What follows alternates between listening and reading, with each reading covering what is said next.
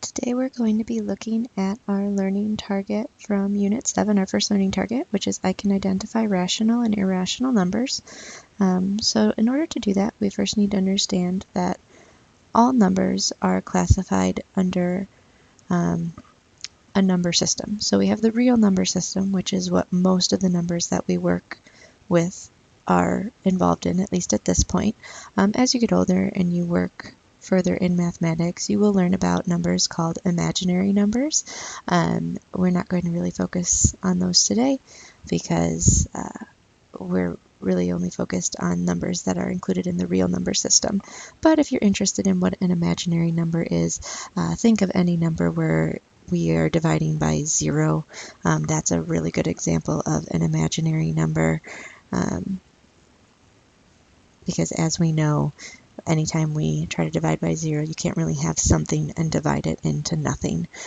So that would be an example of an imaginary number. Regardless, we're going to be working with numbers that are involved in the real number system. And so a real number system is a number that is either a rational or irrational number. So rational numbers are numbers that can be written as a ratio of two integers. And we'll talk specifically about what integers are, although many of you probably already know. So a ratio of two integers, sometimes you'll see that written as a fraction, like a over b, as long as b does not equal 0. Because as we talked about before, that would be an imaginary number, which would not be considered a rational number. When you're working with rational numbers, if they are in decimal form, you can always identify them because the decimals are either going to terminate, which means they will end. There will be a stopping point, a very clear stopping point, or they might not stop. They would go on forever, but they would have a pattern. They would be repeating. So either the same number repeating or multiple numbers repeating forever and ever and ever. If we are encountering numbers that do not fall into either of those categories, we're not able to write them as a ratio of two integers, or they are not decimals that terminate or repeat, then those would fall into the irrational numbers category. And we can identify irrational numbers because those are decimals that never terminate or repeat.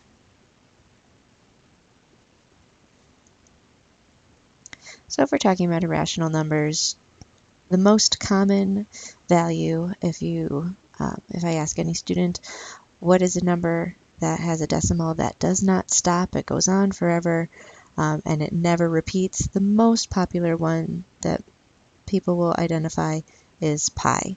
Okay, we're not in school to celebrate Pi Day, but we all know that the number pi historically goes on forever, at least to the millionth something places that people have calculated so far, and it continues to go on, and there's also no seen pattern in those digits. There's no repetition in those digits. If you sometimes will get decimals that you will see with an ellipse after it, meaning that it's going on forever. However, in the values that we see, there's no pattern, so that would also be considered an irrational number. Other popular irrational numbers are when we take square roots of imperfect squares. So the square root of 3, there is no one factor when we multiply it by itself that would give us 3. Or if we have the square root or negative square root of 47, again, there is no single factor that if we multiply it by itself would give us 47. We'll be talking this unit about cube roots, which looks like that. So if I take the cube root of 13, there is no one factor that if I multiply it by itself 3 times will give us 13. So those are all considered irrational numbers. We could go on forever listing all of the irrational numbers, and again, we would be here forever. There is no way that we would be able to write down all of the irrational numbers, but those are some of the more popular numbers that you'll notice, as well as some of the ideas, especially when it comes to those square roots and cube roots of imperfect squares. Now, rational numbers, those are what we work with most commonly and that we have worked with most commonly. And you'll notice that rational numbers have multiple subsets of numbers. However, all of those subsets fall under the umbrella of rational numbers. So rational numbers, again, are any number that we could encounter. So we've talked about decimals that can terminate. So if I have 0.5, that would be a rational number. 0.5 could be written as a ratio of two integers as 1 over 2. So that would also be a rational number.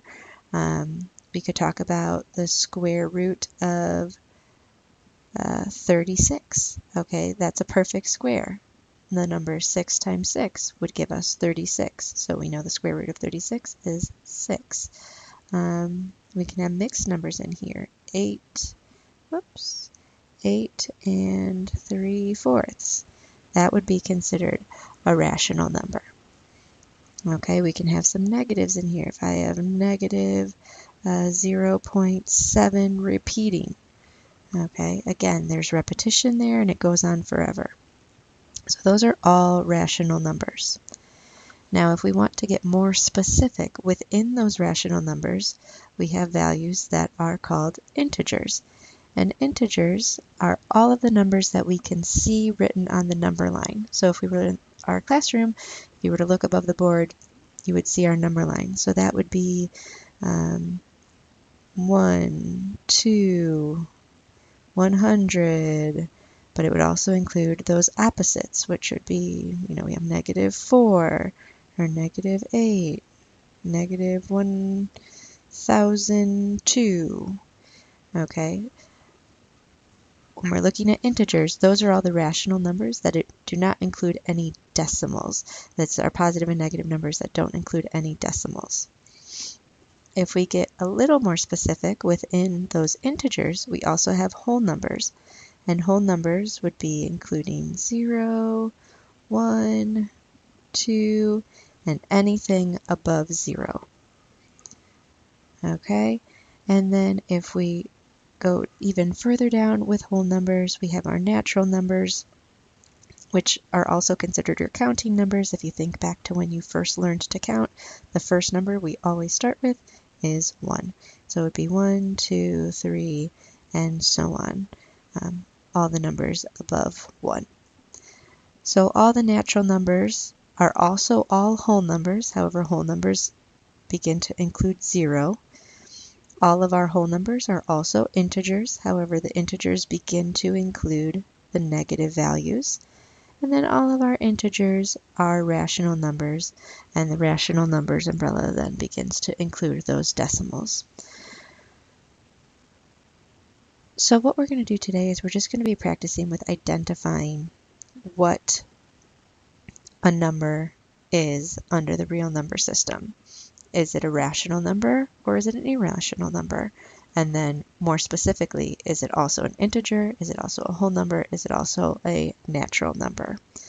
Okay, so if we look at our first example here, we have 3 and 2/3. Well, 3 and 2/3, that can be written as a ratio of two integers. As if I change this into a mix or an improper fraction, that would be 11/3. 11 is an integer, 3 is an integer. So this is definitely a ratio of two integers, which makes it rational. Now, since it includes a fractional part, that means it is not going to be a natural number, it is not going to be a whole number, it is not going to be an integer. And since we've already identified it as a rational number, we know it can't be irrational.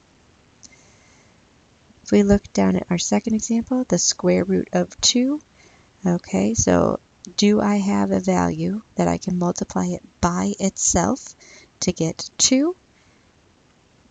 If I think most commonly people would say, oh, 1 times 1. We know 1 times 1 is not 2. 1 times 1 is 1.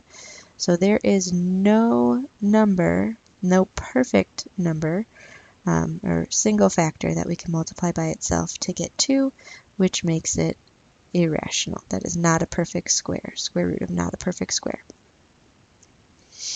If we look at 0.27 repeating, okay, so it's a decimal form, and we notice that the decimal has a repeating symbol, letting us know that this decimal will not terminate. However, it's going to go on and on and on forever and ever and ever, repeating 27, 27, 27, 27, and so on. So if we think back to our chart, if we have a decimal that repeats, that is going to be rational. And again, since it's including a decimal, it does not fall into the integer, whole number, or natural number category. All right, our next number is 0. So 0, we know, is a rational number. And 0, again, if we were in our classroom, if we looked up at the number line, 0 is on the number line, so we know that it's going to be an integer. And if we want to get a little more specific, we know that 0 is also a whole number. 0 is not a natural number though, because again, traditionally when we start learning to count, we don't start counting with 0, we start counting with 1. So 0 is not part of the natural number club. So that we have 3 classifications for 0. Now 15. 15 is a number that if we were to start counting at 1 and counting forward, we would definitely hit it. So that is going to be a natural number. If it's a natural number, we know that it's also going to be included in the whole number. And if we know it's going to be included in the whole numbers, we know it's definitely going to be included in integers, and integers are underneath the umbrella of rational numbers. So 15 covers 4 of those categories. And again, we know it can't be irrational because it matches the criteria for all the others. And it's a terminating decimal, right? 15.0. That terminates, it stops. It can also be written as a ratio of 2 integers, as 15 over 1. Okay, our next value, pi, we already kind of talked about this one. Pi is a decimal that goes on forever, it does not terminate, and it does not repeat, therefore it is irrational. Okay. If we look at our next example, 12 over 12. Well, 12 over 12, that's a ratio of 2 integers, so we know it's definitely going to be rational. And from there, if I want to make sure that I have all the classifications, I'm going to simplify this, because 12 over 12 is the same as 1. And 1, we know, is located on our number line, so that's an integer. We know that it is 0 or above, so that's going to be a whole number. And then our natural number, just like we said, we start counting with 1, so that's going to definitely be a natural number as well. Our next example, 15.123. Notice there's no ellipse at the end, there's no dot, dot, dot. So this is a terminating decimal, which means that it is rational. But again, because it includes those decimals, or a decimal portion of the number, it is not going to be natural, whole, or an integer. And again, since the decimal terminates, we know that it is not going to be irrational. Looking at our next number, negative 17. All right, that is definitely going to fall in the rational category. And negative 17, if I were to look up at that number line, if it was long enough, I would definitely see that on the number line. But I would not see it in my whole numbers because it's not greater than 0, and it would not be in my natural numbers because it is not greater than 1. Okay, moving on. I'm going to have you go ahead. I want you to try these last 3 on your own. So pause your video right here, and then try them out, see if you can classify, and then restart your video and you can compare your answers with me. Okay, so you'll notice that for that third from the bottom, 21/9, that is a ratio of two integers, so it's going to be a rational number. However, it does not simplify to a whole number or an integer, so that would just stay as a rational number. Our next example, if you notice there was a bar over the 7, so this would be read as 4.157777, so on and so on and so on. So it definitely repeats, so that's going to be a rational number because it has that repetition even though it's non-terminating. And then our last example, you'll notice that there's an ellipse there. There's no pattern in the numbers, therefore there's no repetition. It does not end, which makes it irrational. Okay, so from here, I want you to go ahead, you keep your notes with you, or make sure that when you're done with them, you submit them on Google Classroom, and then you're going to be doing your practice through Otis. So log into Otis, go to the Assessment tab, and then click on the assessment for LT1, or Unit 7 LT1. All right, if you have any questions, join me on Zoom later today. Unless it's past 1:30, then meet me tomorrow. I'm happy to answer any questions that you might have. On Otis, it does give you the ability to check your answer a couple of times. I think it's either 2 or 3 times to really make sure that you have everything before you submit it. So you really have a great way of checking to see if you're doing everything right. I will hopefully talk to you soon. If you have any questions, again, be sure to contact me. All right, good luck.